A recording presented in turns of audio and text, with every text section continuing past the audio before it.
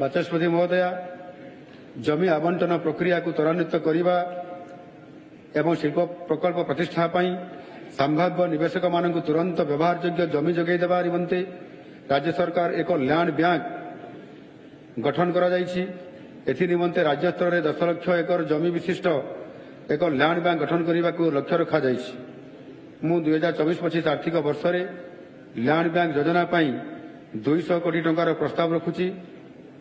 ଆମ ରାଜ୍ୟରେ ଏକ ଫିଲ୍ମ ସିଟି ନିର୍ମାଣ କରିବାକୁ ଯୋଜନା ରହିଛି। ଏହି ପରିପ୍ରେକ୍ଷୀରେ କଳିଙ୍ଗ ଷ୍ଟୁଡିଓର ପୁନର୍ବିକାଶ ଯୋଜନା ଅଧୀନରେ 20 କୋଟି ଟଙ୍କାର ବ୍ୟୟବରାଦ ପ୍ରସ୍ତାବ ଦିଆଯାଇଛି।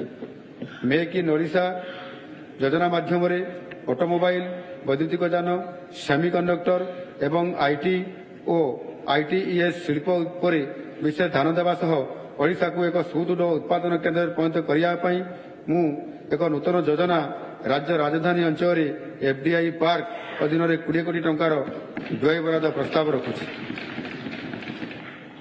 ସ୍ୱଳ୍ପ ଆୟ ବର୍ଗର ଶିଳ୍ପ ଶ୍ରମିକମାନଙ୍କୁ ଆବାସ ସୁବିଧା ଯୋଗାଇ ଦେବା ଉଦ୍ଦେଶ୍ୟରେ କଳିଙ୍ଗନଗର, ଝାରସୁଗୁଡ଼ା, ରାଉରକେଲା, ଭୁବନେଶ୍ୱର, ଜଗତପୁର, କେନ୍ଦୁଝର ଓ ଦାମନଯୋଡ଼ି ଭଳି ଶିଳ୍ପାଞ୍ଚଳରେ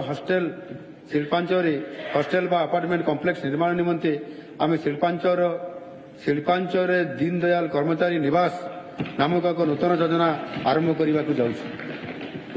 ଏହି ନୂତନ ଯୋଜନା ପାଇଁ ମୁଁ 50 କୋଟି ଟଙ୍କାର ବ୍ୟୟବରାଦ ପ୍ରସ୍ତାବ ରଖୁଛି।